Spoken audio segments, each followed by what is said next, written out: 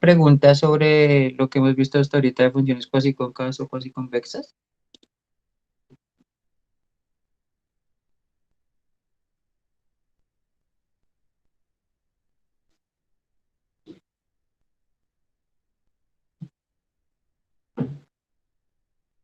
Bueno, entonces comencemos.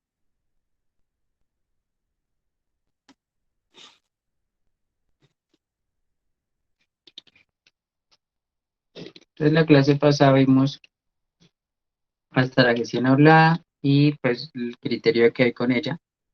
Pues recordemos el criterio es que para los menores de orden de 2 en adelante se tiene que cumplir esta condición, que todos sean menor, el determinante de todo sea menor que cero para que sea cuasi convexa y que intercambie el signo empezando con menor que cero para cuasi cóncava y solo funciona para estrictas. ¿Sí? Hicimos esto, creo que se los dejé tarea, entonces si quieren lo miramos, a ver cómo les fue. ¿Listo?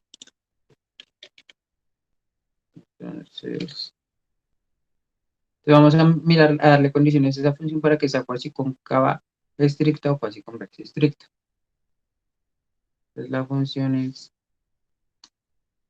en la copia primero, voy a copiar directamente la hessiana, ¿vale?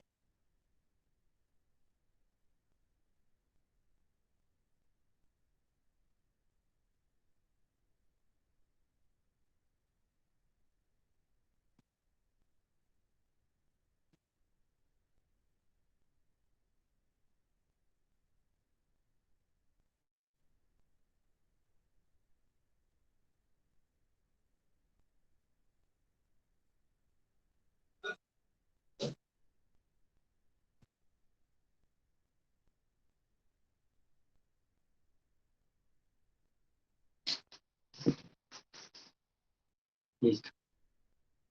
Entonces, tenemos que esta es la matriz hessiana. Entonces, tenemos que mirar que se cumplan las condiciones. Entonces, son para los menores de orden 2. Como ya les mencioné anteriormente, eh, el orden 2 siempre se va a cumplir, o sea, siempre va a ser negativa ese valor, porque para este caso vamos a tener que el menor va a ser 0 alfa sobre x, alfa sobre x y menos alfa sobre x cuadrado. Y esto por el 0 que está aquí, siempre va a ser, la parte positiva siempre va a ser igual a 0, menos lo que esté aquí siempre va a ser lo mismo, porque es simétrica la matriz. Entonces, esto va a ser algo al cuadrado. En este caso va a ser alfa al cuadrado sobre x al cuadrado. Esto siempre es positivo, por tanto, el menor de segundo orden, pues se cumple. ¿Listo? Entonces ya solo nos quedaría ver el determinante de la matriz completa. Ese nos daría 0 por esto por 0, pues da 0. Esto por esto por esto. Entonces la parte positiva, como vemos, en esta también es igual a 0. Esta diagonal es 0. Este triángulo también va a dar 0 por este 0 de acá. Y este otro triángulo también va a dar 0 por este 0 de acá. Entonces solo nos quedaría la parte negativa. La parte negativa sería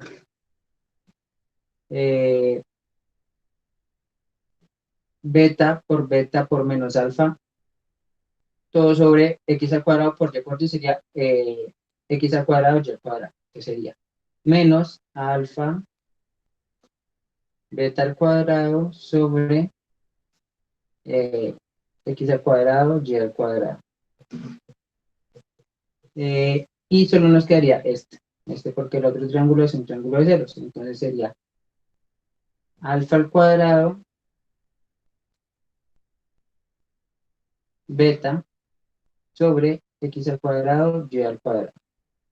¿Listo? Nos interesa el signo de esto. Bueno, este también es negativo, ¿no? Entonces nos interesa el signo de esto. Si el signo es positivo, la función va a ser cuasi convexa, digo cuasi cóncava, y si el signo es negativo, la función va a ser cuasi convexa.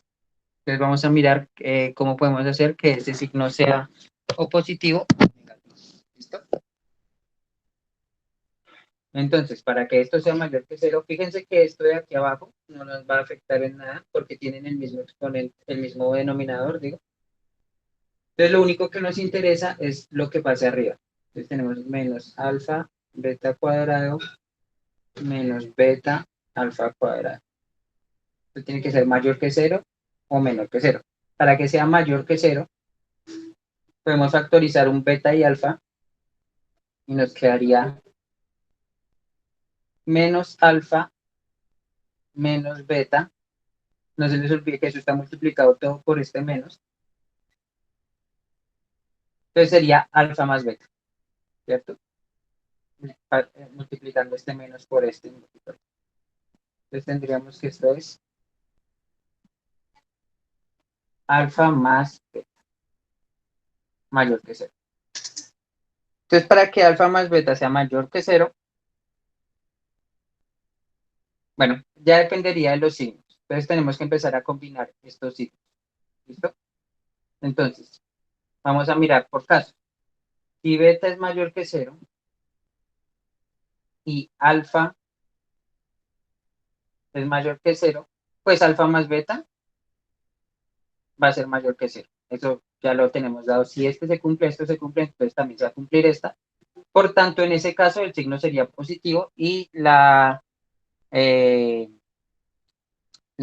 función sería cuasi cóncava estricta. ¿Listo? Ahora, si alguno de los dos es menor que cero, pues alfa menor que cero y beta es mayor que cero, lo que nos va a interesar es el valor absoluto, bueno, no el valor absoluto, sino la diferencia que hay entre alfa y beta, ¿sí? Entonces, fíjense que todo va a depender si alfa es mayor que, para que alfa más beta. Bueno, entonces, lo primero, ahí vamos a tener dos casos. Que alfa más beta sea mayor que cero, en ese caso vamos a tener más por menos por más, entonces nos va a dar signo negativo y va a ser cuasi convexa. Entonces, para que sea cuasi convexa, esto tiene que ser mayor que cero si alguno de los dos es menor que cero. Si alfa beta es menor que cero, entonces alfa más beta va a tener que ser mayor que cero y en ese caso va a ser cuasi convexa estricta. Pero ¿qué pasa? Entonces, eso va a depender de la distancia que haya entre el valor absoluto de cada uno. Es decir, si alfa es mayor que menos beta, entonces vamos a tener que, bueno, más bien al revés, porque el que es menor que cero es beta. Entonces, si beta es mayor que menos alfa, entonces pues vamos a tener que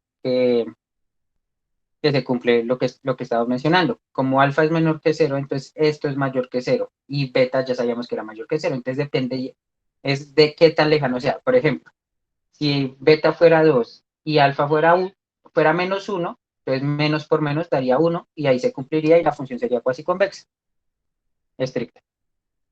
Pero si los valores son al contrario, entonces si beta vale 1 y alfa vale menos 2, entonces menos por menos daría más y esto no se cumpliría. Entonces la función sería cuasi cóncava. Entonces simplemente tendríamos que ver esa condición. Y si ambos son negativos, bueno, o sea, este es el caso para alfa menor que cero y beta mayor que cero, pero fíjense que es lo mismo, pero simplemente cambiando el que está aquí, si beta es menor que cero y alfa es mayor que cero, ¿sí? Entonces el caso, digamos, mixto es este.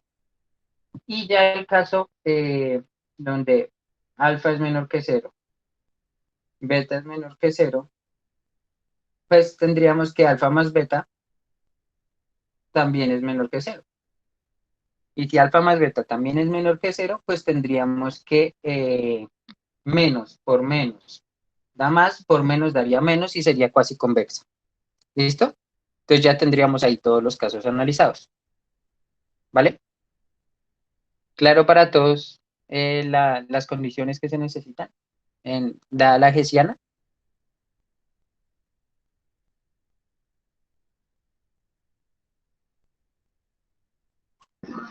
Profe, ¿podría repetir la segunda condición, por favor? La segunda condición con más calma entonces. Supongamos que alfa es menor que cero y beta es mayor que cero. Fíjense que, o sea, no importa, puedo suponer también que beta es menor que cero y alfa es mayor que cero, ¿sí? O sea, lo importante es que haya uno que sea menor que cero y otro que sea mayor que cero. Entonces, ¿eso qué nos va a dar como resultado? Que alfa más beta va a depender de qué tan menor que cero y qué tan mayor que cero alfa y beta sean respectivamente. Es decir, si alfa es 4, digo menos 4 porque es menor que cero, y beta es 3, pues alfa más beta nos va a dar igual a menos 1, que es menor que cero. Si es menor que cero, entonces sería menos por más por menos, y eso nos daría que la función es cuasi convexa, ¿cierto? Hasta ahí es claro, ¿sí? Entonces, lo importante es qué relación tienen alfa, en este caso, beta y menos alfa, ¿sí? ¿Hasta ahí es claro?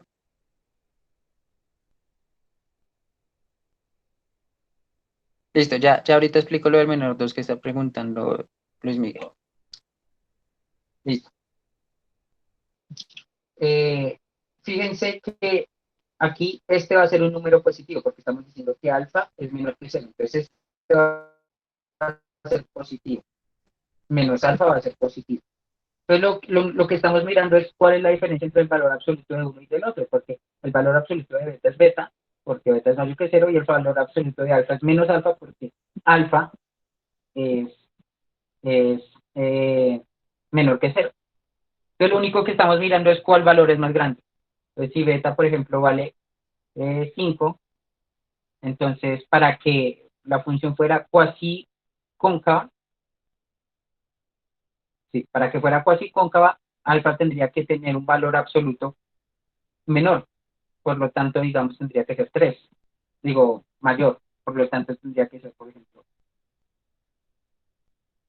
este, mayor que 0, menor que 0, sí, para que sea cuasi, digo, cuasi, sí, para que sea cuasi cóncava, el signo tiene que ser positivo, entonces menos por más, esto tendría que ser negativo. Entonces alfa tendría que tener un valor absoluto eh, mayor que beta. ¿Listo? Entonces es así. Simplemente depende de la diferencia que haya entre los valores absolutos de alfa y beta para determinar el signo de este, si es menor que cero o mayor que cero, y ya multiplicando los signos, pues ya sabríamos si es cuasi cóncava o cuasi convexa estricta. ¿Listo?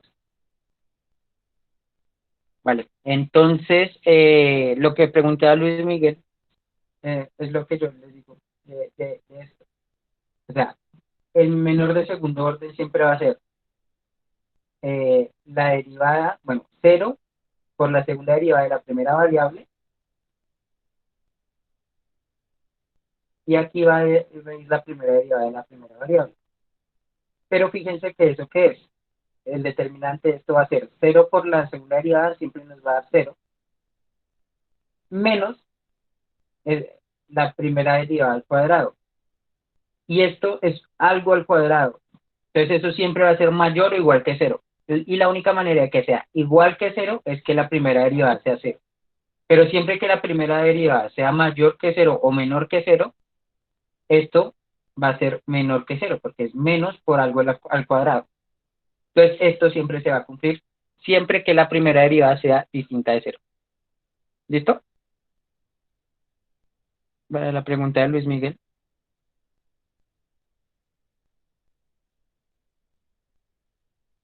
Listo. Bueno, no sé si lo hayan hecho, pero pues así es como se hacía. ¿A alguien le dio parecido?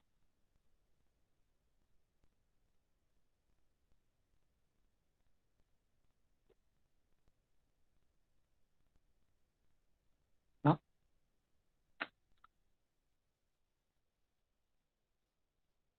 Bueno, entonces ahí ya le sirve como de guía esta manera que les mostré de hacerlo, ¿vale? Entonces continuemos. Entonces, lo que sigue van a ser algunas propiedades. Entonces, bueno, lo primero, pues no es una propiedad y por lo tanto no está en las diapositivas, pero es algo que sabemos.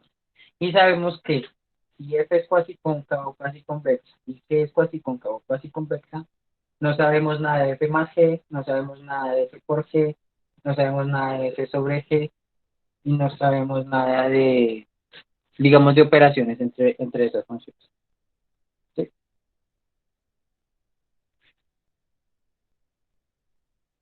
Eh, bueno, esto digamos que es diferente con respecto a las cuasiconvexas, pues digo, a las convexas y a las cóncavas, porque en esta sí sabíamos qué pasaba con F más G, pero aquí tampoco sabemos eso, ya no sabemos este caso. ¿En qué casos sí podríamos usar que la suma nos dé cuasicóncava o cuasiconvexa?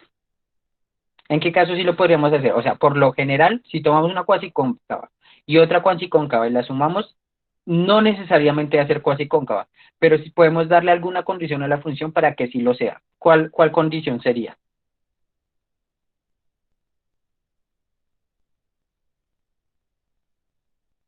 No, no, esa no es la condición.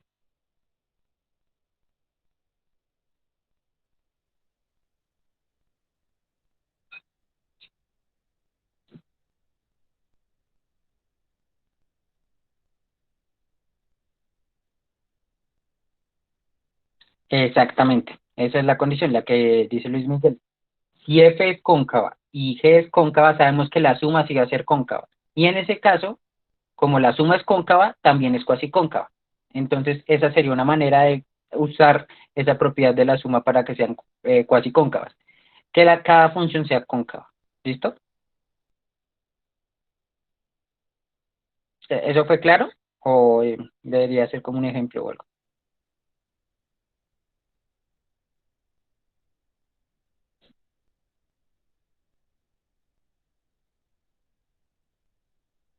Bueno, un ejemplo. Ya vimos, por ejemplo, en estas funciones que, que, eh, que para que sea cuasi cóncava, si ambos son mayores que cero, para que sea cuasi cóncava, lo único que necesitamos es que alfa más beta sea, bueno, siempre sea cumplir, porque alfa más beta va a ser mayor que cero. Entonces tenemos que esta función es cuasi cóncava.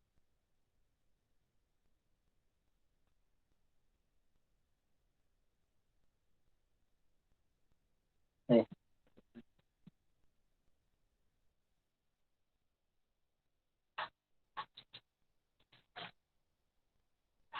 y bueno, ustedes pueden probarlo, que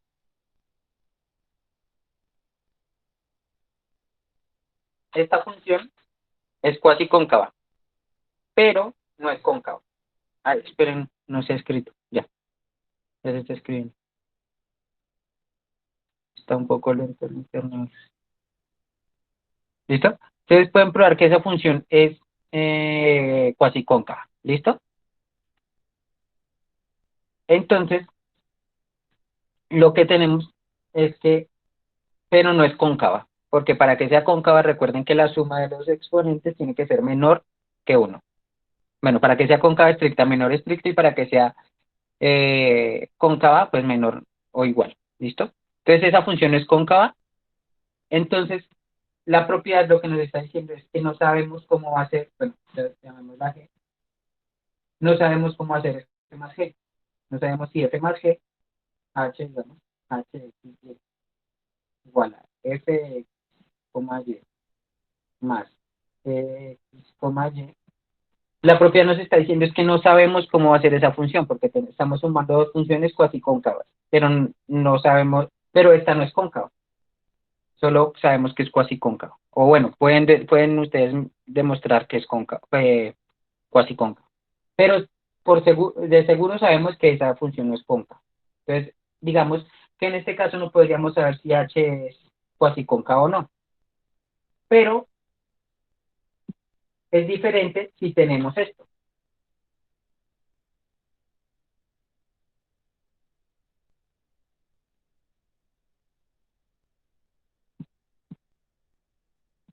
No se les olvide que estamos tomando el caso en que alfa y beta son mayores que cero. Y tenemos que X es igual a X a la un cuarto y a la un cuarto.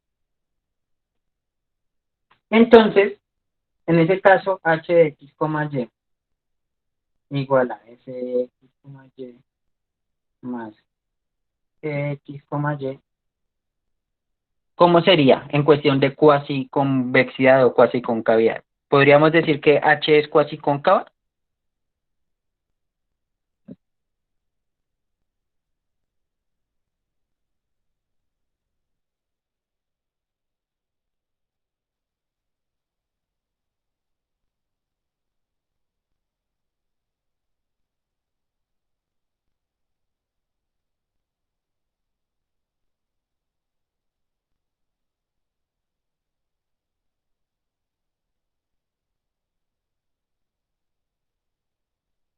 Correcto, sí lo podríamos decir porque, bueno, esto lo demostramos, no sé si de acuerdo, que eh, si alfa y beta son mayores que cero, entonces esa función es cóncava. Y si el exponente es mayor que cero y la suma es menor que uno, es cóncava. Entonces tenemos dos funciones cóncavas que estamos sumando, entonces la suma es cóncava y como la suma es cóncava, es cuasi cóncava. ¿Sí? Toda función cóncava es cuasi cóncava, pero no toda cuasi cóncava es cóncava. Entonces, así podemos saber que h es cuasi cóncava por el hecho de que es cóncava. ¿Listo?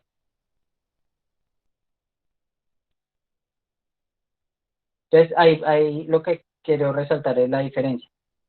Si sabemos nada más que las dos son cuasi cóncavas, como en este caso, esta es cuasi cóncava y esta es cuasi cóncava, no sabemos si su suma va a ser cuasi cóncava. Pero si sabemos que ambas son cóncavas, sabemos que su suma sí va a ser cuasi cóncava porque va a ser cóncava. Y si es cóncava, es cuasi cóncava. ¿Listo? Bueno. Entonces, esa sería, digamos, la no propiedad.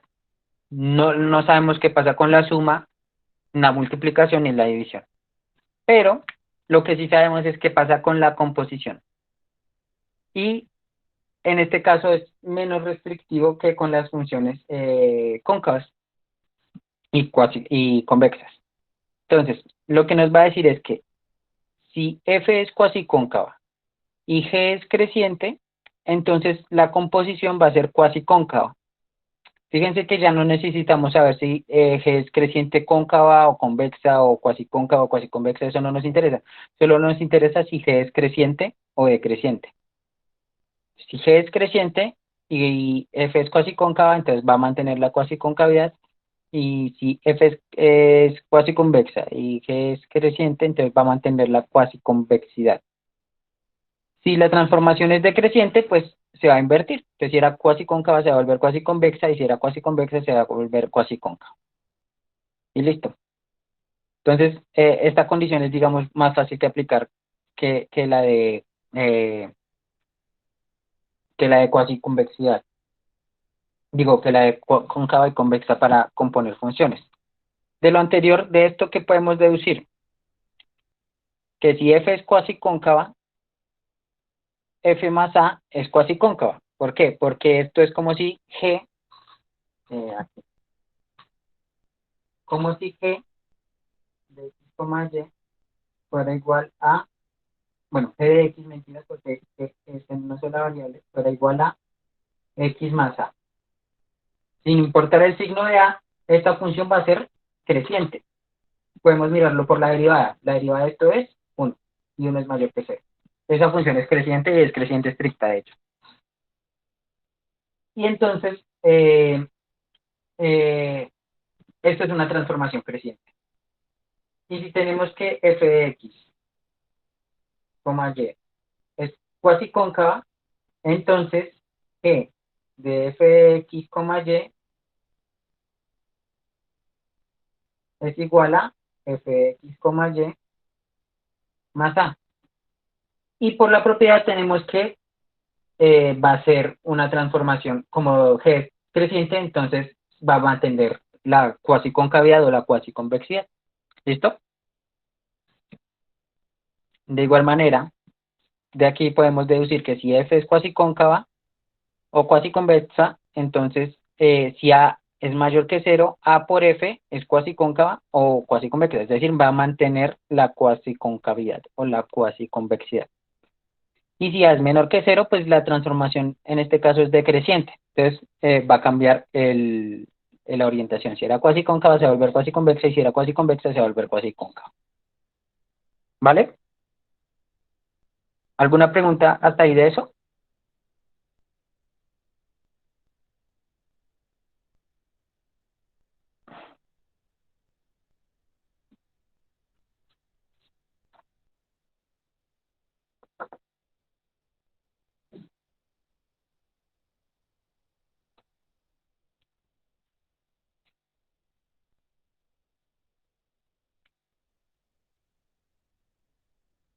Listo. Entonces vamos a demostrar esa propiedad. ¿Vale?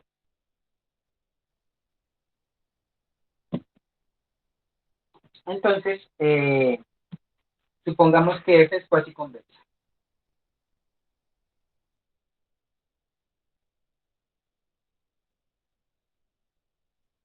O tomamos una F cuasi convexa. Entonces, pues cumple la propiedad para ser cuasi convexa. Ay, perdón.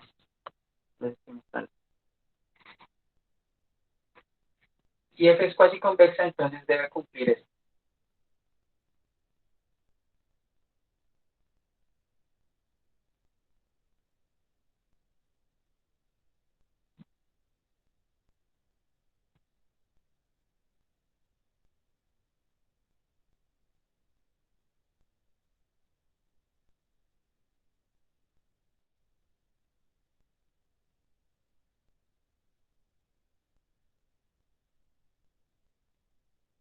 Para cualquier par de X y Y. Bueno, una pregunta que siempre les hago.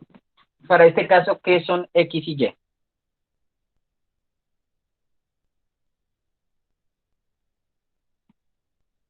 ¿Son números?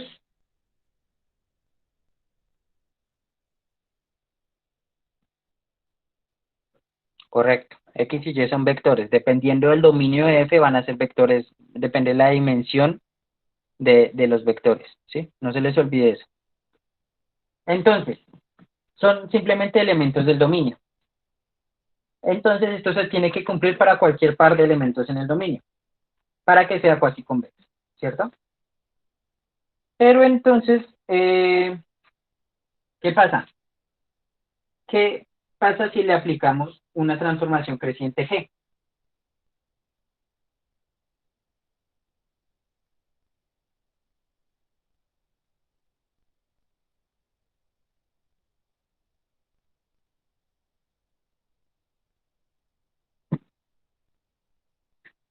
Si aplicamos G una transformación creciente en una desigualdad, el signo de la desigualdad se mantiene. Entonces, lo que tendríamos es que G de f de lambda x más 1 menos lambda y va a mantener el signo. Se va a mantener como menor o igual que el G del máximo de x, digo, de f de x, de f de x.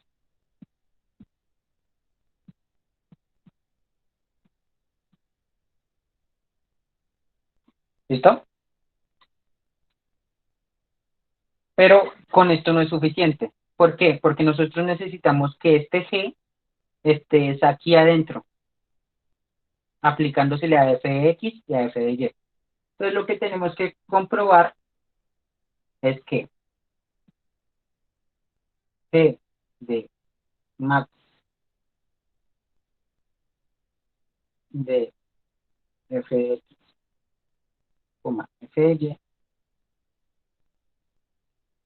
es igual que max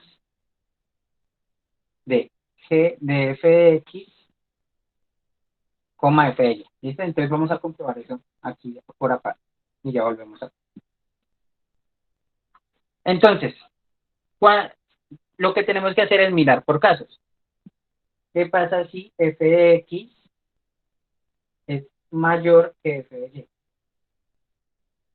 Pues, por un lado tendríamos que g de,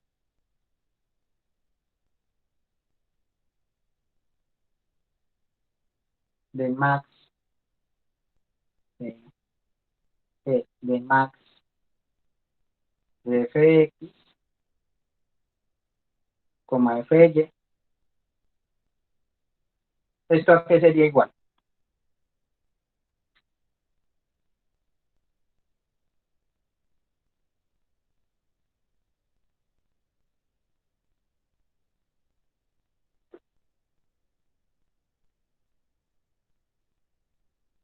Correcto, como es el máximo, entonces la imagen de esto va a ser f de x y le estamos aplicando g al que sea el máximo. Entonces sería g de f de x. Pero fíjense que esto es igual al máximo de g de f de x, coma g de f de y.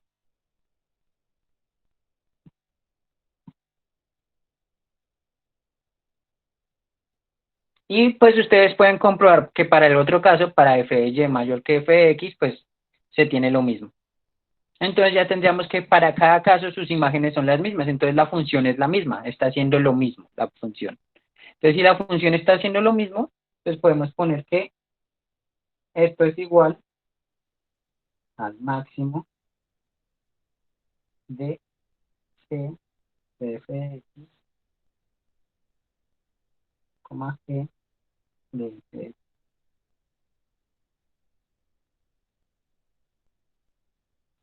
¿cierto?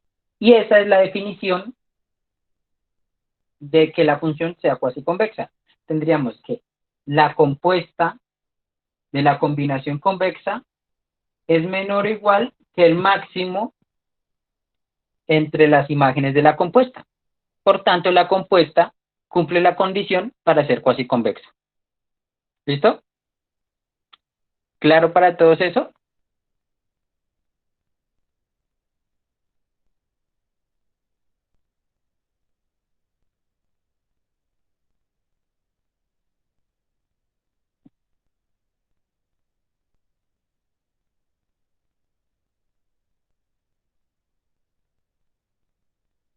Listo. Bueno, entonces, la demostración de que una creciente transforma a una cuasi cóncava en otra cuasi cóncava, pues ustedes la pueden hacer. Es la misma. Entonces vamos a pasar a hacer la, digamos que la contraria. ¿Qué pasa con una transformación decreciente? Entonces una transformación decreciente, entonces tomemos sea f convexa y g decreciente.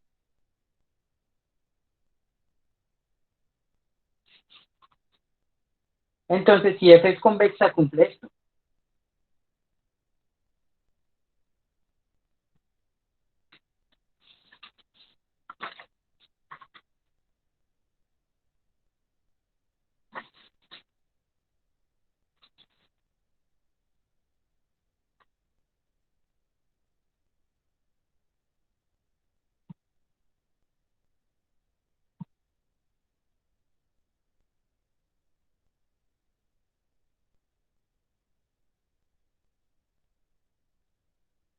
¿Cierto?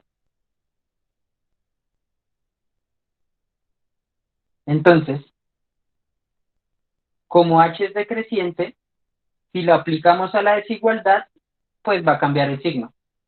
Entonces, como h es decreciente, g de f de x de lambda x más 1 menos lambda y es mayor o igual que g del máximo entre f de x, f de y. ¿Sí? Ahora necesitamos ver qué pasa con esto. Entonces vamos a hacerlo en otra hoja aparte. ¿Qué pasa con g del máximo entre f de x, f, sabiendo que G es una transformación decreciente. ¿Qué pasa si f de x es mayor que f de y? Pues lo que vamos a tener es que la imagen de esto va a ser G de f de x. Pero ¿qué pasa con G de f de x? Que si esto se cumple de esta manera, G de f de x es menor que G de f de y, ¿cierto? Por tanto, lo que vamos a tener es que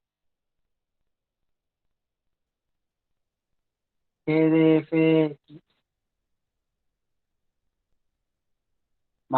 vamos a tener esto aquí para usarlo, ¿no?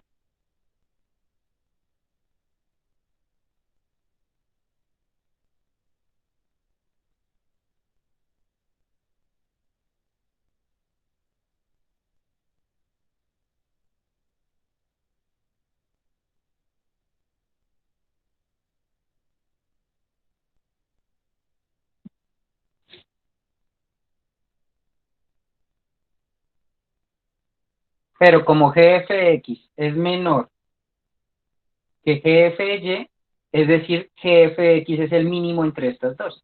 Entonces esto es igual al mínimo entre G de f de x, G de f de y.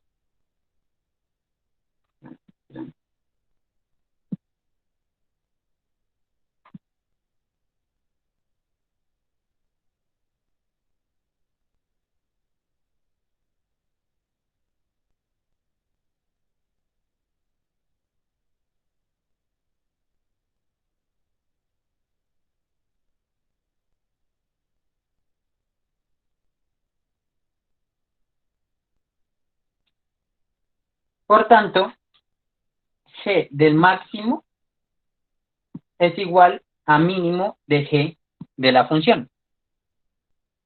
Entonces, esto podemos escribirlo de esta manera.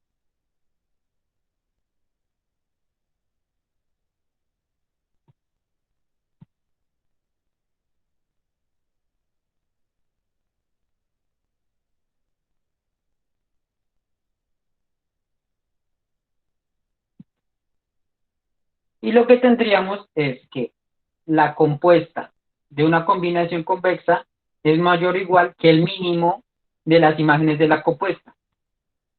Por tanto, esa es la definición de una función cuasi cóncava. ¿Listo? ¿Claro para todos?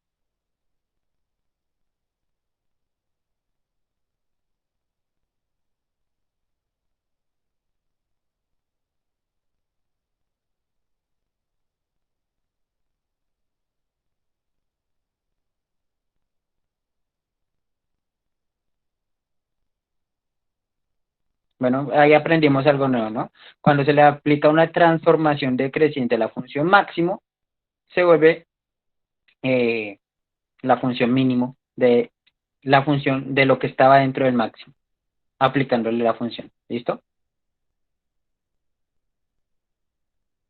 Entonces, la demostración de que si f es cuasi cóncava, eh, aquí f es perdón, cuasi,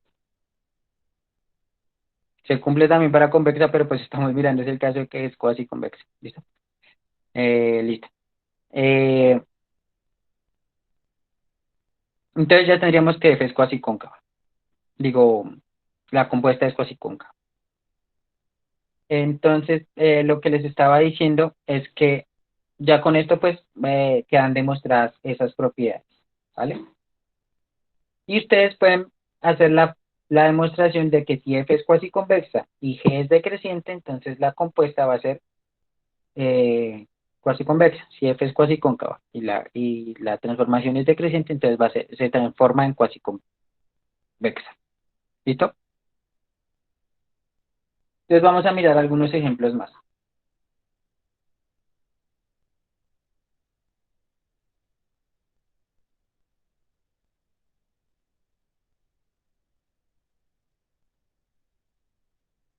Tomemos, por ejemplo,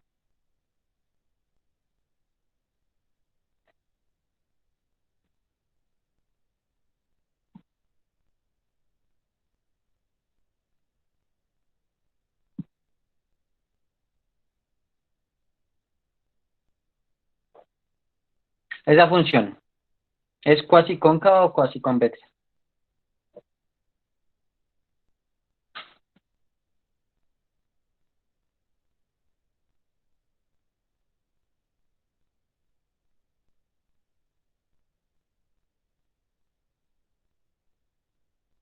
O no se sabe, también puede estar esa opción.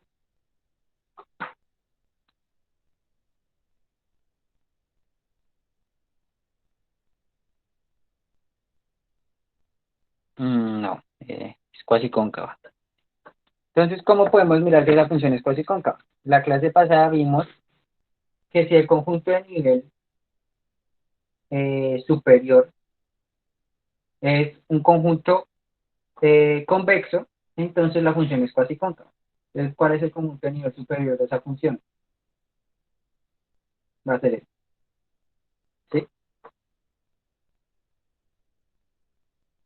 Y este es un conjunto convexo. ¿Cómo podemos mirar que ese conjunto es convexo? Pues el conjunto de nivel superior de la función mínimo es eh, fíjense que si digamos tomamos un nivel alfa para la función, entonces lo que vamos a tener es que aquí x y y tienen que ser mayores que alfa.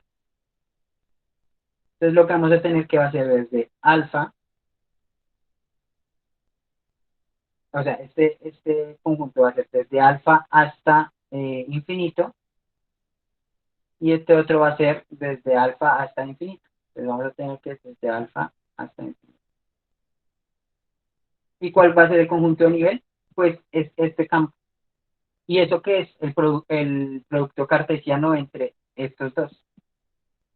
Entonces lo que vamos a tener es que el conjunto de nivel superior de esa función es igual a alfa como infinito por alfa, infinito, y sabemos que el producto cartesiano de dos conjuntos convexos es un conjunto convexo. También sabemos que cualquier intervalo de los reales, ya sea abierto o cerrado, es un conjunto convexo. Entonces lo que tenemos es que este es un conjunto convexo, es el conjunto de nivel superior, por tanto,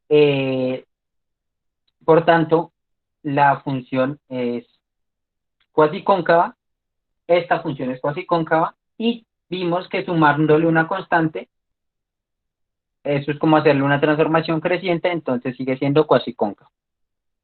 ¿Listo? ¿Claro para todos?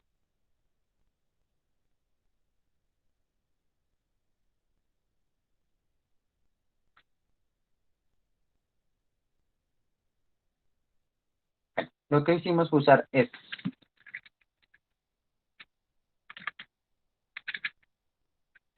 Usamos esto.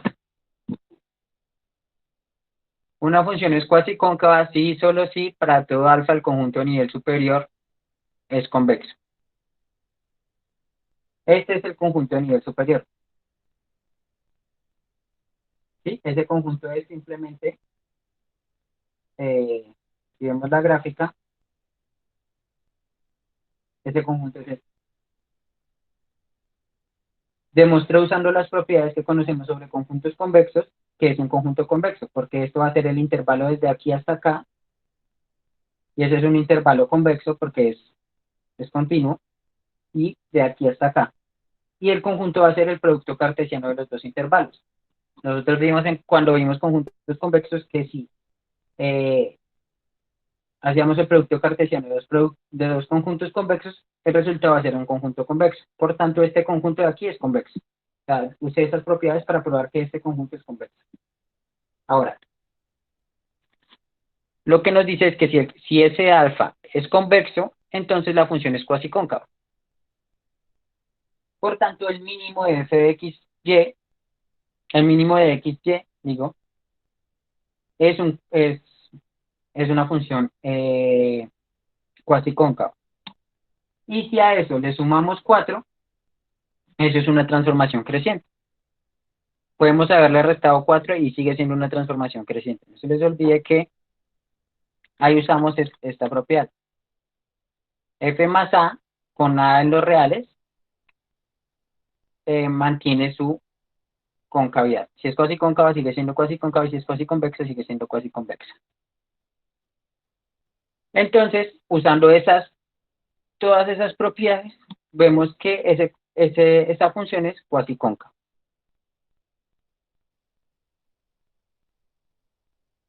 ¿Listo?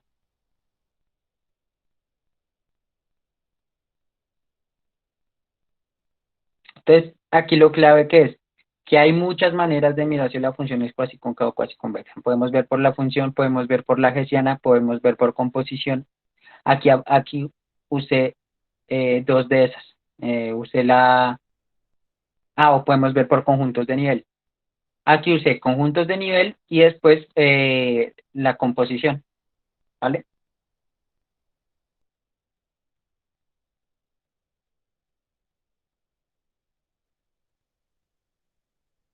Como así ya, el sumarle la constante, sí, sumarle la constante es como desplazar la función, entonces va a mantener la cuasiconcavidad o la cuasiconvexidad. No va a afectar en nada la forma de la función, simplemente la va a desplazar, sí,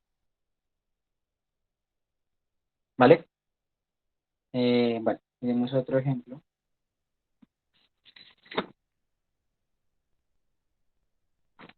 Tenemos, por ejemplo, 10 por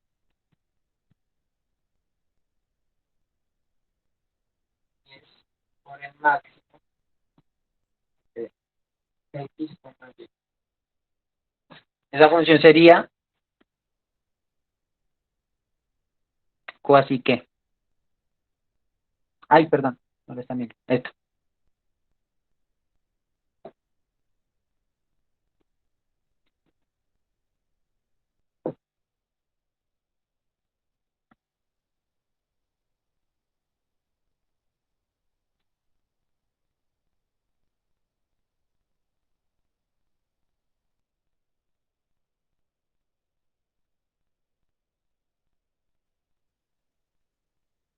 correcto. Esta función sería cuasi convexa. ¿Por qué? Si miramos los conjuntos de nivel inferior, vemos que esos conjuntos son conjuntos convexos. Si los conjuntos de nivel inferior son conjuntos convexos, la función es cuasi convexa. Y le estamos aplicando una transformación creciente, que es multiplicarlo por 10. Entonces la función es cuasi convexa, correcto. Si, digamos, tuviéramos esta función,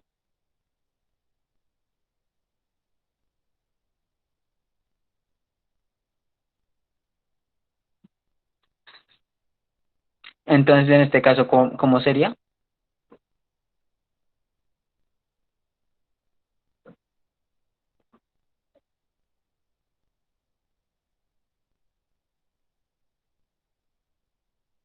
Exacto. En este caso sería cuasi cóncava.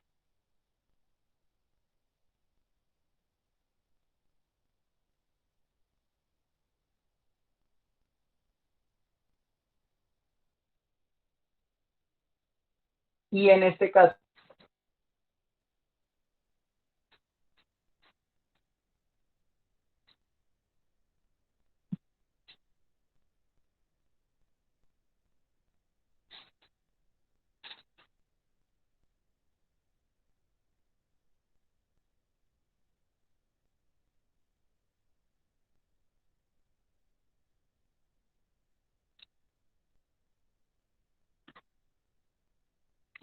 ¿cómo sería?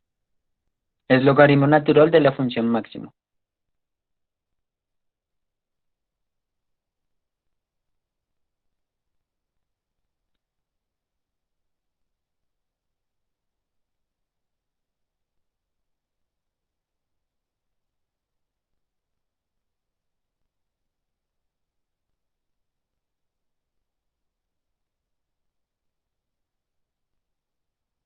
En este caso sería cuasi convexa, ¿no?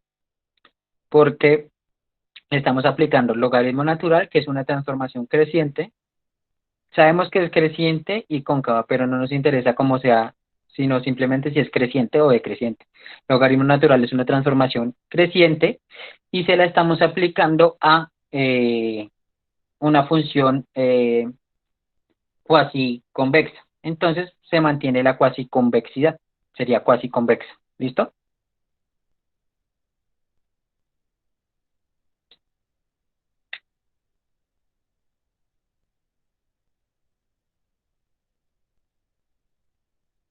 Vale. Entonces voy a dejarles unos ejemplos y ustedes me dicen cómo sería.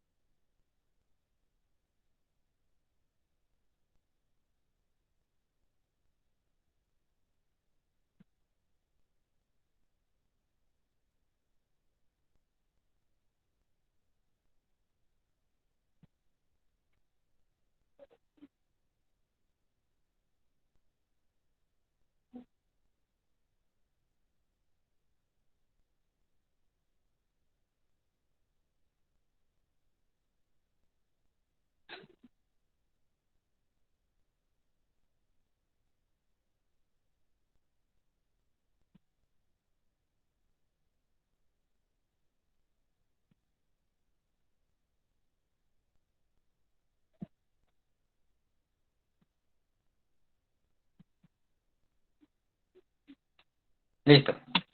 Entonces, por favor, miren ustedes para esos casos. ¿Listo? Les doy hasta las y 10.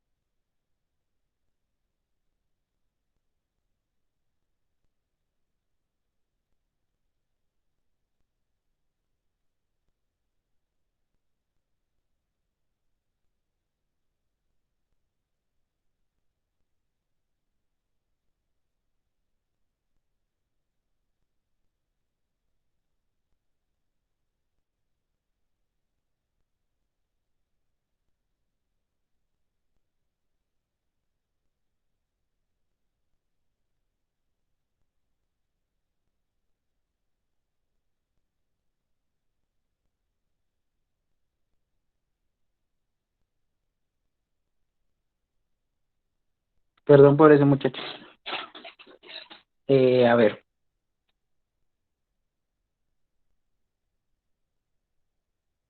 F cuasi convexa, cuasi cóncava y H cuasi convexa. Listo. Vamos a ver. Pues, correcto. F sería cuasi convexa porque, pues, de hecho sería convexa. Si tenemos x al cuadrado, que es convexa, podemos mirarlo por su segunda derivada, que es 2 a la x. También sabemos que su segunda derivada es e a la x, que es mayor que cero, entonces sabemos que esas dos son convexas. Y e a la x cuadrado es e a la x al cuadrado, pues es una transformación convexa sobre una convexa. Entonces, convexa creciente sobre una convexa, entonces, pues tenemos que esa es una función convexa. ¿Listo? Fíjense que e a la x al cuadrado podría no necesariamente ser convexa, no ser convexa, porque la transformación elevar al cuadrado no siempre es una transformación creciente. ¿Cuándo es una transformación creciente? Cuando se aplica sobre números mayores que cero. Y e a la x siempre es mayor que cero. ¿Listo? Entonces ahí como esa sutileza, ahí toca tenerla en cuenta. La siguiente, le estamos aplicando dos transformaciones a Max, que es cuasi cóncava. Le digo cuasi convexa. La primera transformación es multiplicarla por menos. Eso lo vuelve cuasi cóncava, porque es una transformación decreciente. Y la segunda transformación es elevar e elevado a esa función, es decir, aplicarle la exponencial. Y esa es una transformación creciente, que le estamos aplicando a una función que ya es cuasi cóncava porque cambió el sentido cuando le pusimos ese menos. Entonces, una transformación creciente aplicada a una cuasi cóncava nos da una cuasi cóncava. Entonces, G es cuasi cóncava, como la mayoría pusieron. Ahora, el detalle es qué pasa con H. H es la curiosa ahí. Bueno, sabemos que Max, o podemos mirar que Max es convexa. ¿Listo? Max es convexa, entonces si tuviéramos Max Max, pues sabríamos que es convexa porque convexa más convexa da convexa y eh, convexa es cuasi convexa. Pero hay un problema, le estamos aplicando logaritmo natural al Max. Eso nos garantiza que el logaritmo natural de Max sea cuasi convexa, pero no sabemos si es convexa. ¿Por qué? Porque le estamos aplicando una transformación creciente cóncava a una función convexa. Si lo miramos acá,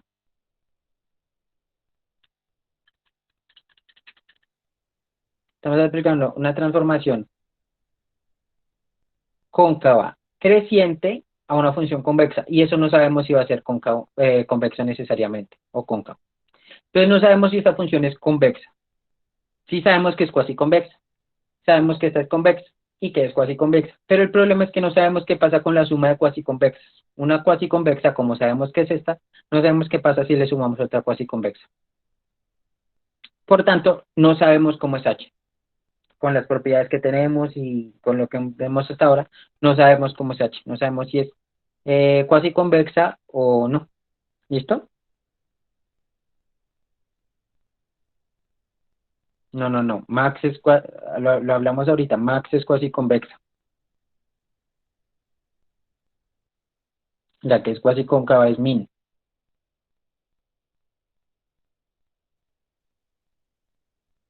Lo hablamos ahorita. Recuerden cómo son las curvas de nivel y ahí se dan cuenta. ¿Listo?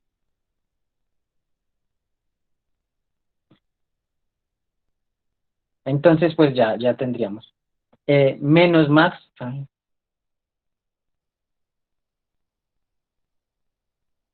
ya, perdón. Menos max si sabemos que es cuasi cóncava, pues porque es menos la máxima, que es, le cambiaría la concavidad o la convexia. Bueno, cuasi concavidad o cuasi convexia. ¿Listo? Entonces, pues eso sería todo con respecto a funciones cuasicóncavas y cuasiconvexas. Si hagan ejercicios y si tienen más dudas, pues pueden preguntar. ¿Listo? Ahí tocaría mirar por la definición porque esa función tampoco es derivable. Entonces tocaría mirar por la definición. Pero pues no voy a hacer eso ahorita. De hecho, es muy difícil de hacer. No les voy a poner ejercicios como esos, ¿vale? Pero ahí tocaría mirar es por la definición. Y de pronto no sea ninguna. ¿Listo? O sea, si les pongo un ejercicio así es para que me digan que no saben, no para que traten de hacerlo, porque... Pero pues tienen que justificar por qué no saben. No se sabe, pues porque estamos sumando dos cuasiconvexas y no sabemos qué pasa. Ahí sí se suman esas dos. ¿Listo? Bueno, entonces creo que ya empezaríamos con el tema de optimización. Ah, no, queda un teorema importante, que pues en realidad hace parte de optimización.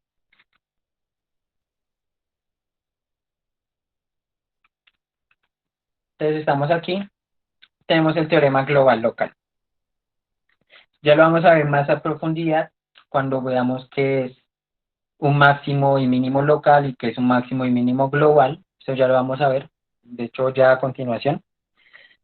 Pero digamos con la intuición que uno tiene, pues le queda claro que si tenemos f una función que parte de un conjunto convexo y que valores reales, es decir, un campo escalar, donde A es un subconjunto de Rn, y tenemos que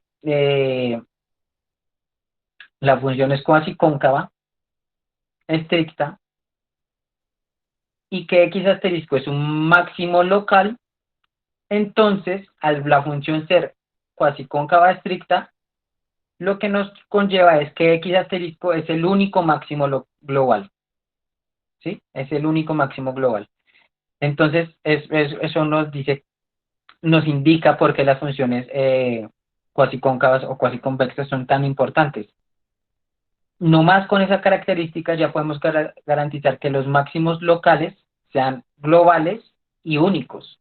O sea, es algo bastante fuerte. ¿Listo? Entonces, para que tengan eso en cuenta.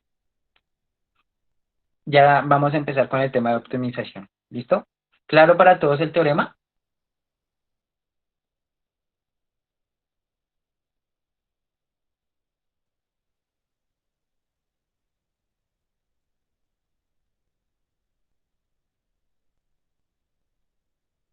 Bueno, ya vamos a ver por qué es importante.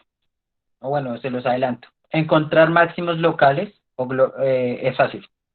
Bueno, no es fácil, es posible si la función es diferenciable.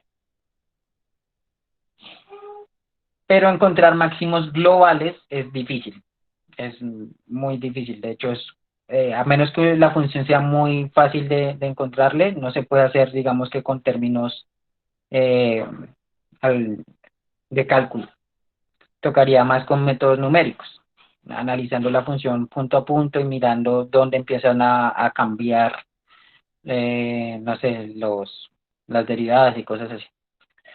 Pero en cambio, como es tan difícil encontrar máximos globales, pero sí es fácil encontrar máximos locales, pues con este teorema ya podemos garantizar que los locales sean globales y eso pues ayuda mucho. Entonces, por eso es importante. ¿Listo? Más o menos. Tiene que ver con los criterios de primera y segunda derivada. En este caso serían criterios sobre bueno, eso ya lo vamos a ver, criterios sobre el vector gradiente y después sobre la hessiana orlada. ¿Listo? Sería algo así. Pero bueno, continuemos. Entonces vamos a entrar a ese tema, al tema de optimización no restringida y a clasificación de puntos críticos. Entonces, ¿qué es un máximo global? Entonces ya, un conjunto convexo y f una función sobre ese conjunto que va a los reales. Decimos que f alcanza su máximo global en x asterisco, que x asterisco tiene que pertenecer a ese dominio, si la función evaluada en ese punto es mayor o igual que la función para todo x perteneciente al conjunto. Fíjense que es mayor o igual. ¿Esto qué nos implica? Que pueden haber varios máximos. De hecho, ¿cuáles serían los máximos en una función constante?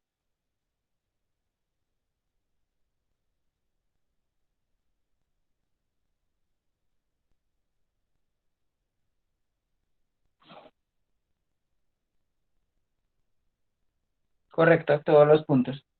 Todos los puntos de la función serían máximos, ¿vale?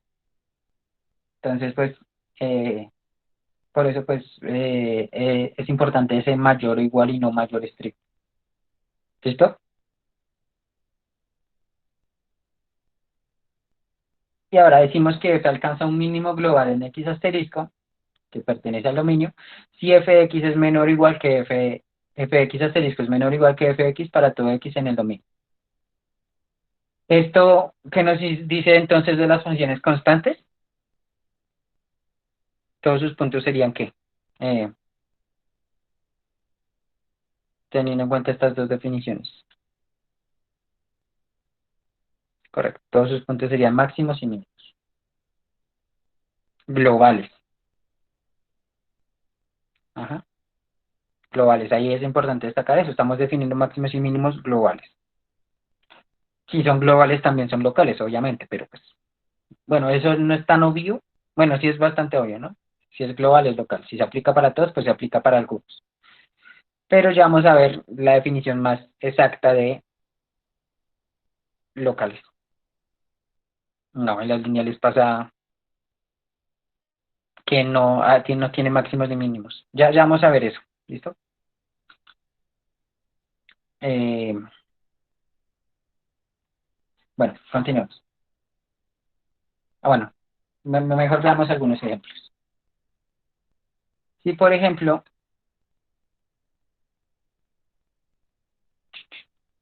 tenemos esta función,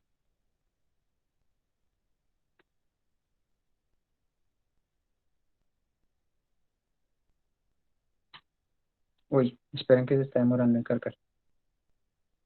Uf.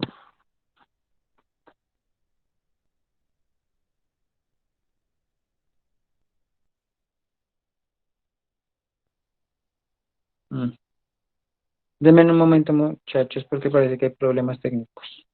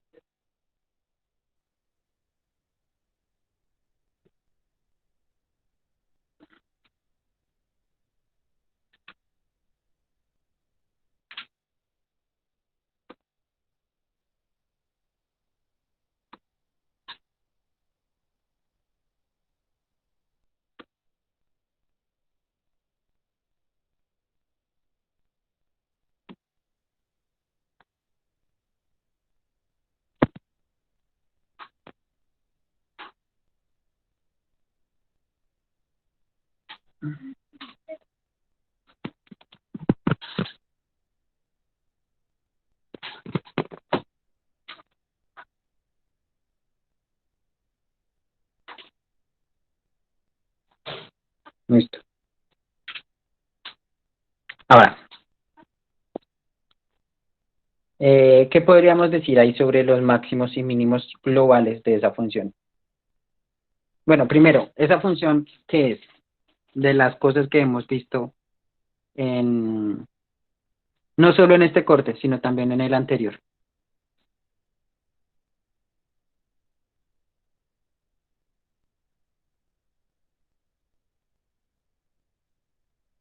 ¿Correcto? ¿Es cóncava? ¿Qué más es? Recuerden, correcto, exactamente, eso es lo que quería. Es una forma cuadrática, ¿cierto? ¿Qué pasa con las formas cuadráticas? ¿Qué tipo de forma cuadrática es?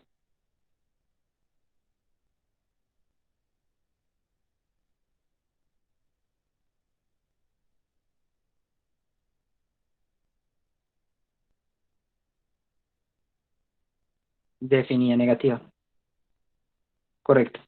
¿Qué sabemos de las formas cuadráticas definidas negativas? ¿Qué significa que sean definidas negativas?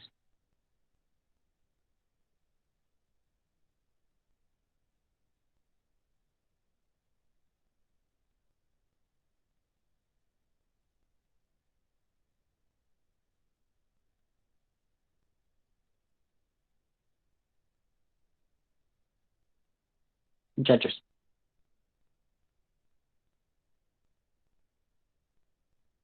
exacto, que son negativas o cero, y si es definida negativa, solo tiene un punto donde su imagen es cero. ¿Y cuál es ese punto?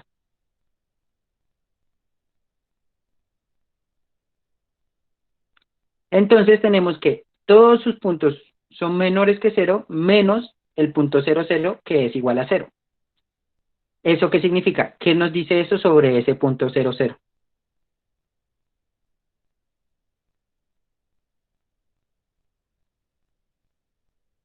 Exactamente, que es un máximo global. Correcto. ¿Listo? Entonces, ahí se puede decir que optimizamos esa función porque hallamos el máximo global y no usamos ninguna herramienta hasta ahora de cálculo, simplemente hicimos análisis de la función, ¿cierto? Fíjense que sabemos que esa función es cóncava, pero pues que sea cóncava para en lo que hicimos en este momento no nos representó nada, no nos ayudó en nada, porque pues todavía no hemos visto es la importancia de que sea cóncava o no. Pero pues, eh, listo, tenemos eso.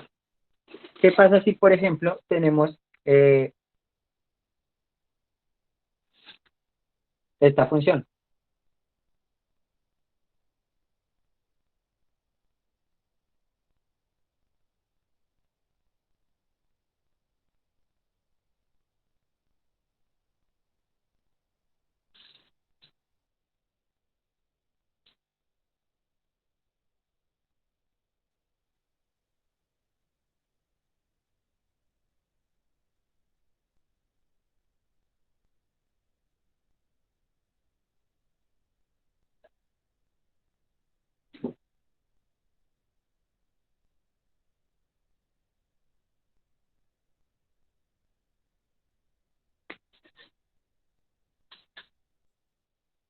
Esa función tiene un máximo global.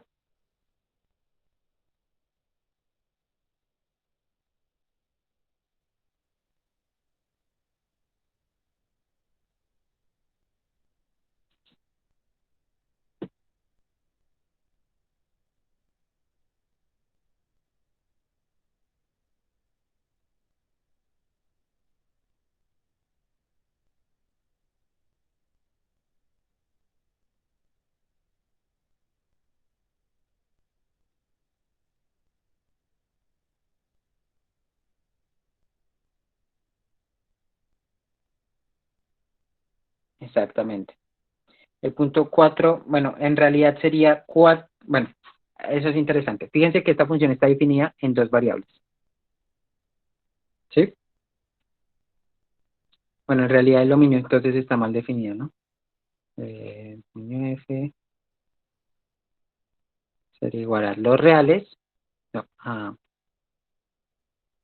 0,4 por los reales. Es decir, X puede tomar cualquier valor entre 0 y 4 y Y puede tomar cualquier valor real.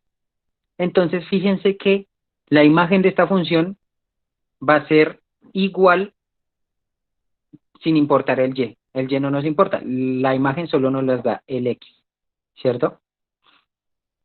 Si la imagen solo nos la da X, es correcto que en X igual a 4 se alcance un máximo De hecho, también es correcto que en x igual a 0 se alcanza un mínimo, pero ¿qué pasa con y? ¿Y eso qué implica? Como se puede para cualquier y, entonces, por ejemplo, en este punto hay un máximo, en este punto hay otro máximo, o en este punto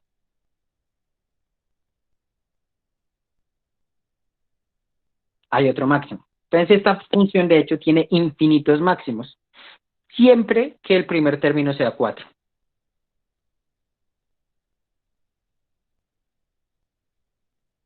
Correcto. Bueno, la curva de nivel en realidad sería 8, ¿no? Porque es donde x es igual a 4. Entonces la curva de nivel donde x es igual a 4 es 2x igual a 8, ¿no? Vale.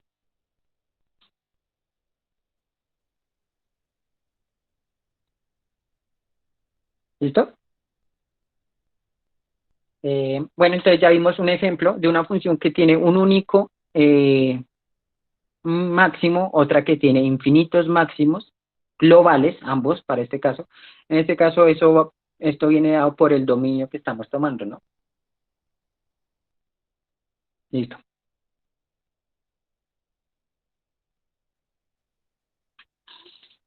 Bueno, entonces, pues a nosotros nos interesan los máximos y mínimos globales, es lo que queremos hallar, porque a nosotros el que sea local o no, no nos ayuda tanto, porque pues a nosotros nos interesa, o sea, si queremos optimizar algo, por ejemplo, miremos esta función.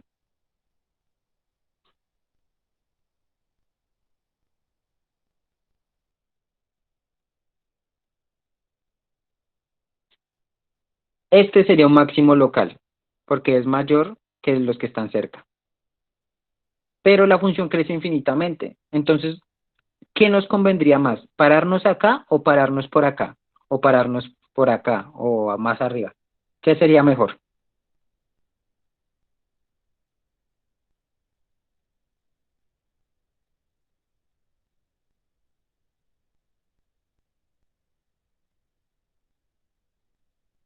Sería mejor más arriba. Entonces, los locales, si bien son interesantes, pues no es lo que nos interesa a la hora de optimizar. A la hora de optimizar, lo que nos importa es ob- obtener el mayor valor posible, o pues menor si es algo negativo, como un costo. Entonces, es de mucho interés lo que les menciono, eh, los óptimos globales, pero pues es difícil, son difíciles de entender, de obtener. Tenemos métodos de cálculo para obtener locales, pero no globales. Los globales por lo general se obtienen con métodos numéricos, pero pues también tenemos teoremas que nos permiten relacionar locales con globales, que por eso es importante el teorema que les mencioné anteriormente. ¿Listo? Entonces vamos a definir qué es un mínimo o un máximo local. Pero antes creo que alguien, Melanie, dijo que no le quedó claro lo de la matriz definida negativa. Bueno, entonces, la matriz definida negativa, ¿qué es una matriz definida negativa? La definición, digamos, la primera que usamos, es una matriz donde es menor a cero estricto para todo x, y, excepto para el punto 0, 0, donde sería igual a cero, donde la función da cero. Si esto es menor de cero para todos los demás puntos y solo es igual a cero en 0, 0, significa que en 0, 0 obtiene una imagen mayor que en todos los demás puntos. Es decir, en 0, 0 se obtiene un máximo de esta función. ¿Listo? ¿Ya te quedó más claro, Melanie?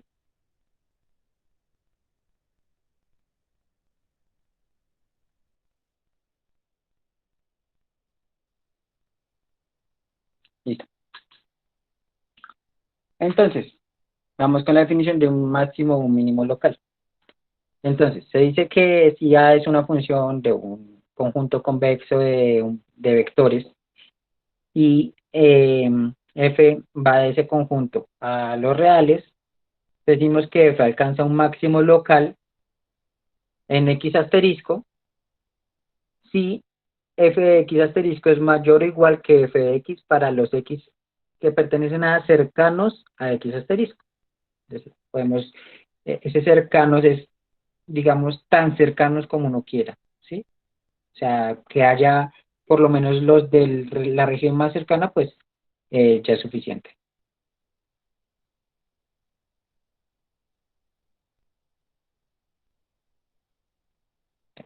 Si quieren, miramos un ejemplo con Cobb Douglas más adelante, ya que Sara lo está preguntando. ¿Listo? Bueno, continuamos.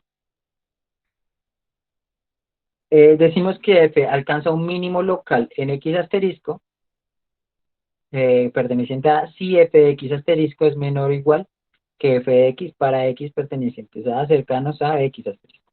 ¿Listo?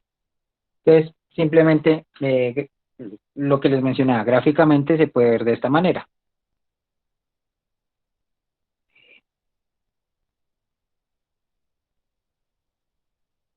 Entonces, esta función tendrá un máximo local aquí, porque ese es mayor que todos los que están por acá, un máximo local aquí, porque este es mayor a todos los que están acá, un mínimo local aquí, porque este es menor a todos los que están acá, un mínimo local aquí, que este es menor a todos los que están acá. ¿Listo? Eso es un máximo o un mínimo local. En tres dimensiones, pues podríamos verlo, y aquí tendríamos un mínimo local, que de hecho, para esta que dibujamos, también es global. ¿Sí? Sí, tenemos esta como copa, aquí sería el mínimo. Y bueno, pues en general esa es la definición. ¿Listo? No es muy difícil de entender. Y lo interesante es que es fácil de calcular. O bueno, digamos que es posible si se cumplen ciertas condiciones. Entonces, de ahí surge el siguiente teorema. Se ha contenido en Rn un conjunto convexo y f de A en R, una función, si f tiene un máximo o mínimo local en x asterisco y f es diferenciable en x asterisco, entonces, ¿qué es esto? Eh, Recuerden qué es esto.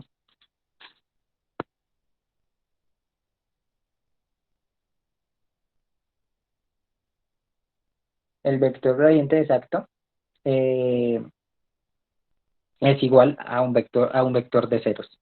¿Sí? Ese cero es un vector de ceros, porque el vector gradiente es un vector, pues no puede ser igual a un número, tiene que ser igual a un vector. En este caso sería un vector de ceros.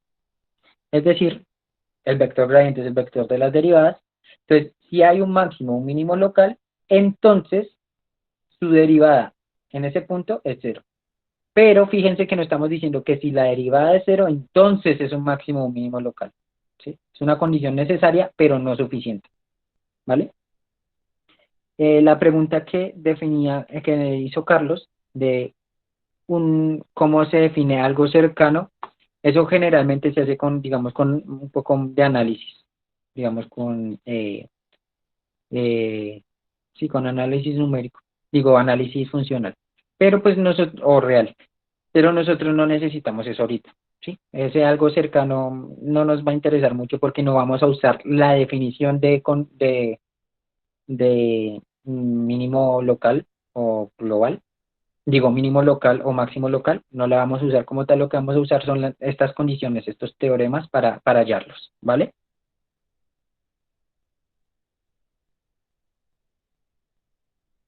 Listo. Entonces, bueno, lo que les mencionaba, tenemos esta condición que es necesaria. Si hay un mínimo local y la función es diferenciable, entonces la derivada en ese mínimo es cero, ¿sí? O sea, pero si la derivada es cero, no necesariamente ese es un mínimo o un máximo. Fíjense que es un máximo o un mínimo, es decir, la condición hacia el otro lado no tendría sentido. Sería, si la derivada es igual a cero, entonces es un mínimo o un máximo, pues entonces ni siquiera sabríamos cuál es. Pero no, porque también hay otra posibilidad, incluso distinta, que sea máximo o mínimo y que aún así la derivada sea igual a cero. Entonces, de ahí surge la definición de un punto crítico. ¿Por qué? Porque esta condición lo que nos sirve sí es para hallar candidatos a máximos y mínimos locales.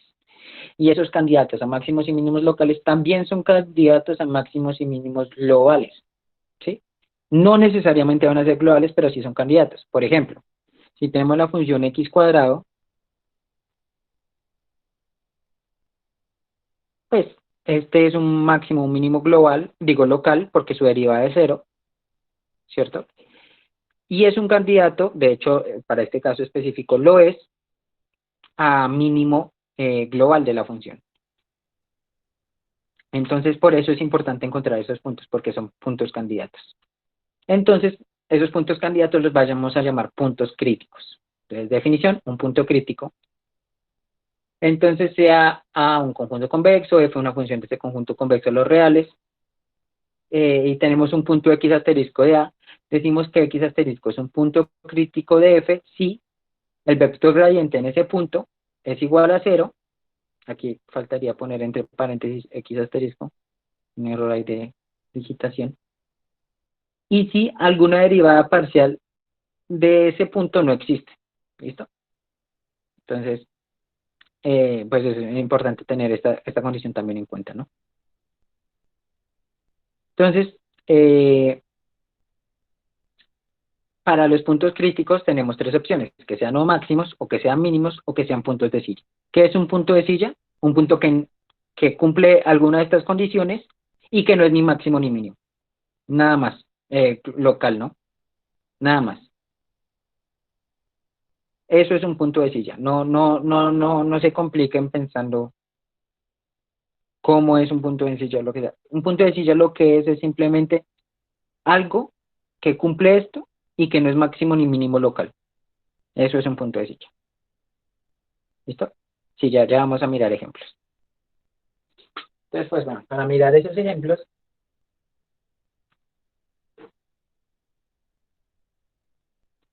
tomemos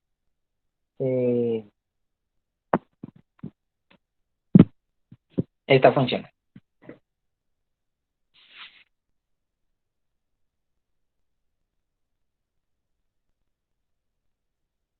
¿Listo? Ay, perdón, no están viendo. Esa función, nuevamente, esa función, ¿qué es?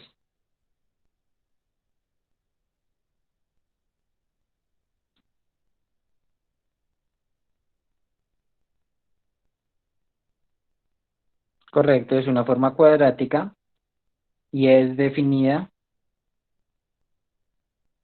es convexa, ¿no? Es convexa, no es cóncava. Definida positiva o semidefinida. ¿Es definida o semidefinida?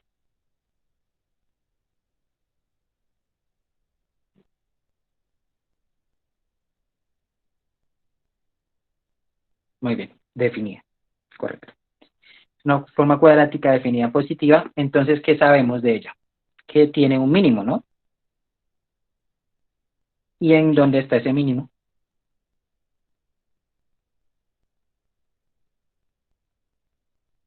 Listo.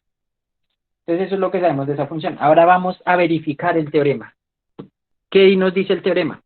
Que en los mínimos la derivada vale cero. Entonces, miremos cuánto vale bueno, el vector gradiente vale cero. Entonces, ¿cuál es el vector gradiente de esa función?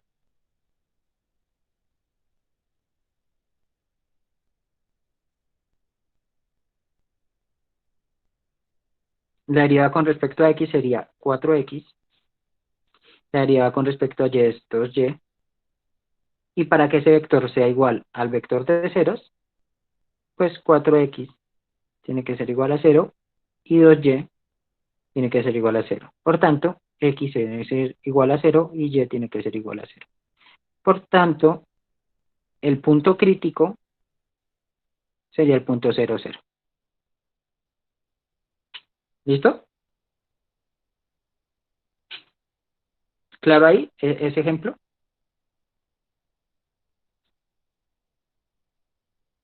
Listo. Fíjense que en este caso no usamos los puntos críticos para hallar mínimos. Lo que hicimos fue, ya sabíamos cuál era el mínimo, miramos si ese mínimo era un punto crítico, que no es lo mismo, ¿vale? De hecho, pues es algo un poco, o sea, es para que entiendan el teorema, pero el objetivo, si ustedes ya saben cuál es el mínimo, pues no tienen que sacar las derivadas, ya lo saben, ¿sí? Por ser una forma cuadrática ya sabían que ese es el mínimo, entonces no necesitan mirar las derivadas para nada, pero pues, ¿qué tal si tenemos esta forma cuadrática?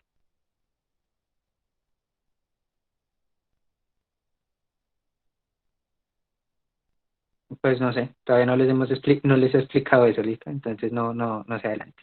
Ya vamos a mirar cómo se clasifican máximos y mínimos, ¿vale? Hasta ahora vamos ahí en los puntos críticos. Entonces tenemos esta otra forma cuadrática. Esa forma cuadrática, ¿cómo es?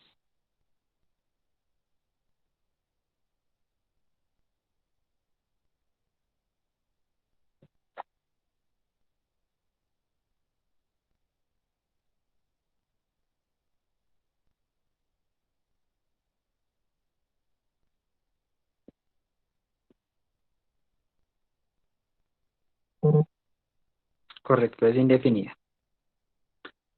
Si es indefinida, ¿tiene un máximo o un mínimo?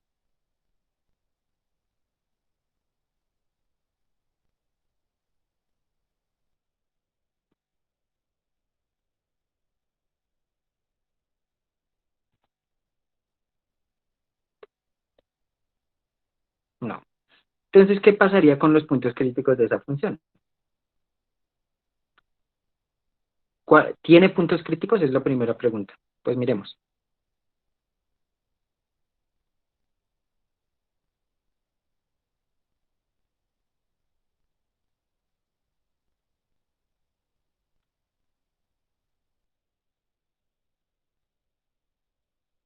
¿Cuáles serían los puntos críticos entonces?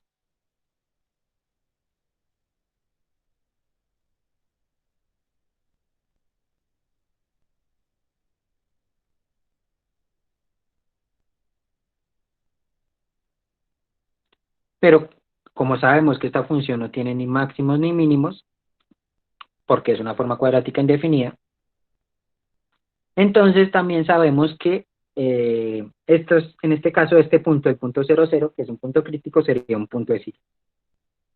¿Listo?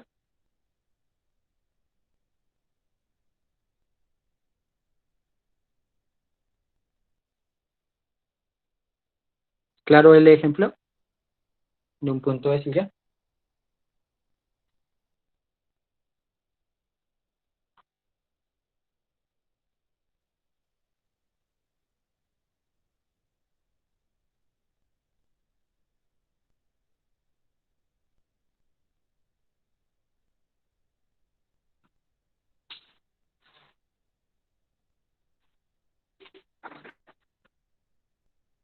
Listo.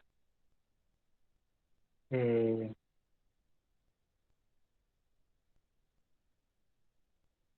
entonces, por favor, encuentren los puntos críticos de las siguientes funciones.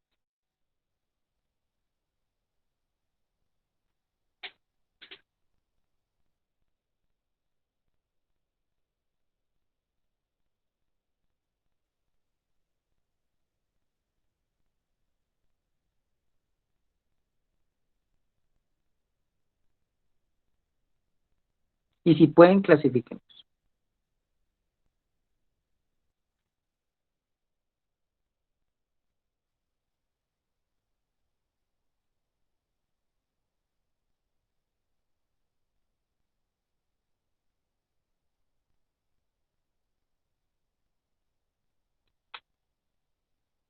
¿Listo?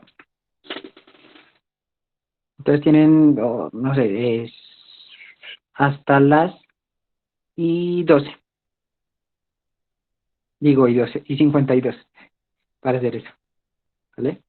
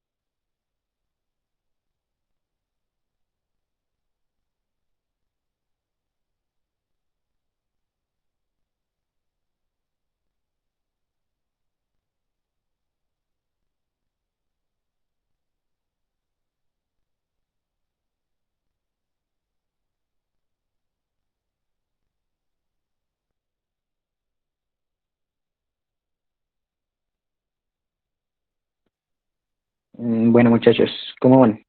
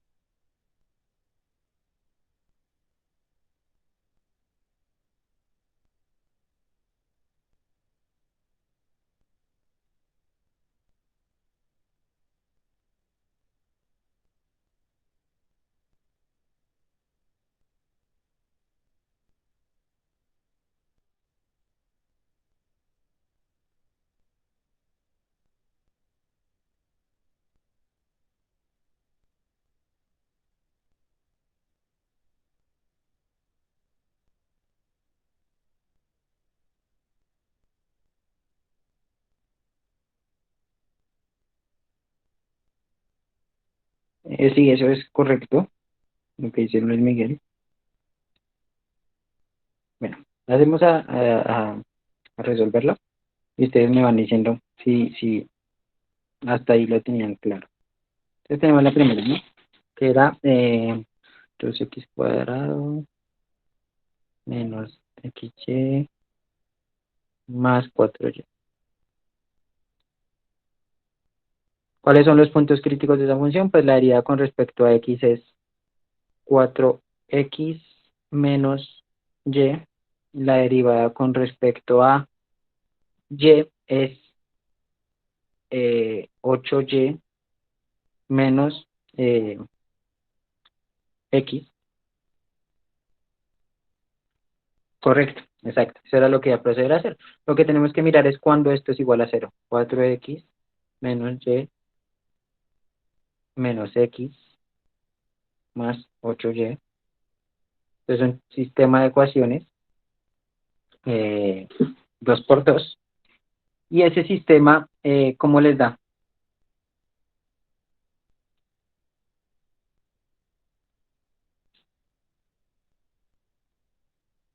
¿Y por qué ese sistema tiene única solución?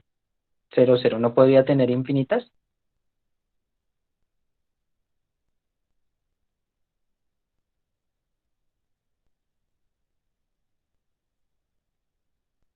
No, no es porque sea cuadrática. Bueno, sí, pero estamos hablando del sistema, ¿no?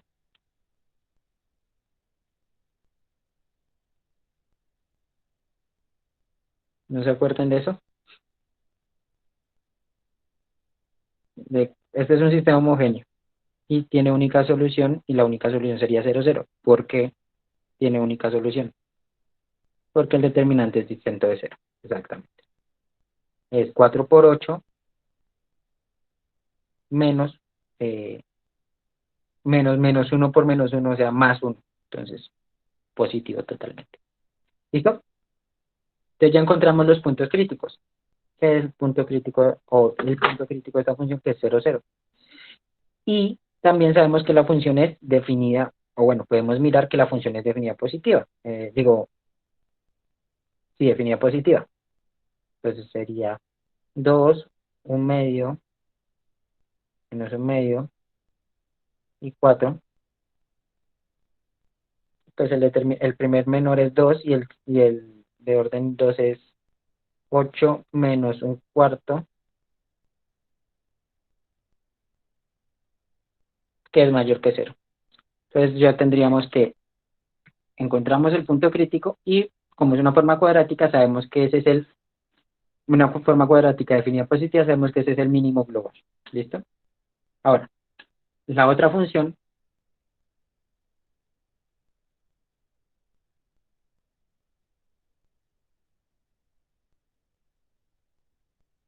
entonces la definición que dimos de punto crítico es es un punto donde la derivada es igual a cero o no existe.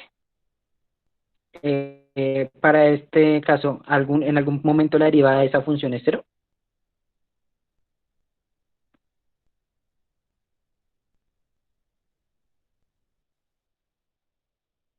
En esa función la derivada nunca da cero.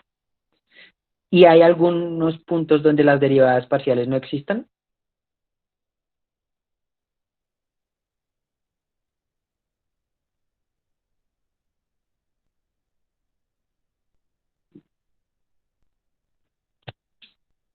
Fíjense que para los puntos,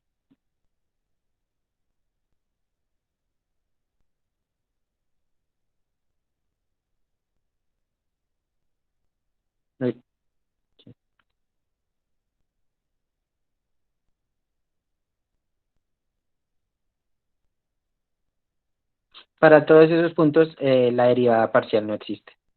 Es decir, el vector gradiente nos arrojaría puntos críticos, ¿vale?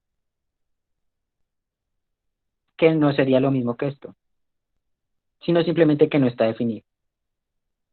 ¿Listo? Entonces, ¿qué pasa con esos puntos? Mirándolo ustedes analíticamente, ¿son máximos, mínimos, no son nada, son puntos, o sea, puntos de silla o qué son? ¿O alguno es un punto mínimo, otro es punto de silla o cómo creen que son?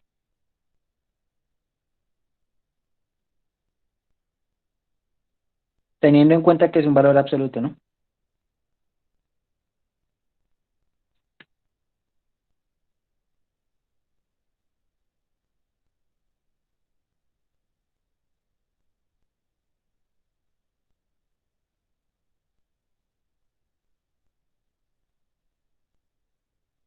Dicen que un mínimo. ¿Cuál es el mínimo?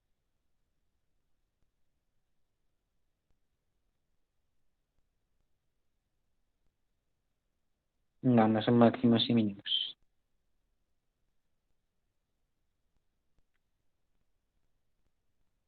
Listo. Esa función tendría un mínimo en el punto 0, 0, ¿cierto? Porque en el punto 0, 0, este valor absoluto vale 0, este valor absoluto vale 0, y eso no pasa en ningún otro punto.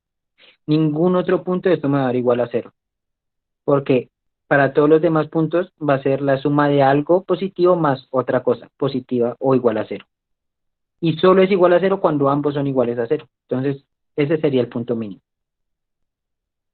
Cuando x y y son iguales a 0. Entonces, este es el mínimo. ¿Vale?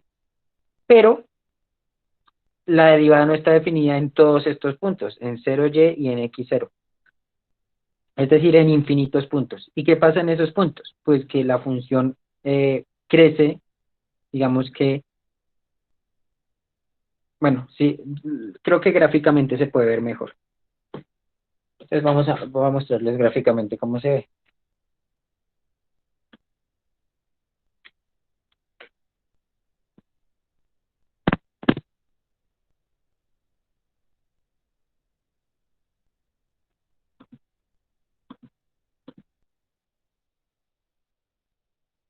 Uy, ya se acabó la clase. Es diferenciable excepto en esos puntos. Pero pues no olviden que la definición de punto crítico es que alguna derivada parcial no existe en algún punto. ¿Listo? Bueno, entonces miremos esto y ya acabamos por ahora.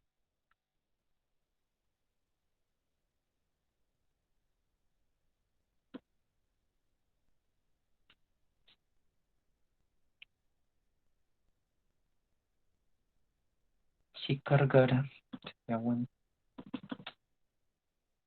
No. Bueno, el internet está muy lento, entonces no quiero ponerlos a esperar.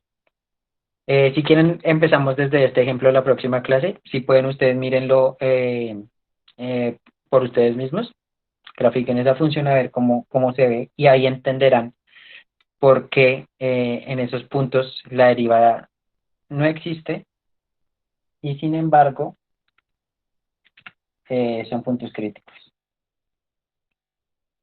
Ah, bueno, parece que ya sirvió.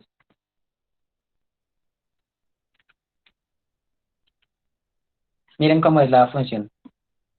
Entonces, fíjense que en estos puntos la derivada no existe, la derivada parcial no existe, que son cuando x y y son 0. ¿Sí? Miren. Pero solo tienen mínimo cuando ambos son 0. En los otros no son ni mínimos ni máximos, simplemente son puntos donde la derivada no existe. ¿Listo? Entonces, para que tengan claro ahí cómo se comporta esa función. ¿Vale? Y bueno, entonces eso sería todo por hoy, muchachos. La próxima clase seguimos con un poquito más de optimización no restringida y empezamos con optimización, con optimización restringida. No sé si alcancemos a empezar con optimización restringida, pero vamos a terminar optimización no restringida. ¿Listo? Entonces eso sería todo. Si tienen alguna pregunta pueden escribirme y ya. Nos vemos el próximo miércoles, ¿cierto? No, nos vemos el miércoles y nos veríamos ya el próximo miércoles porque creo que el otro lunes es festivo, ¿vale?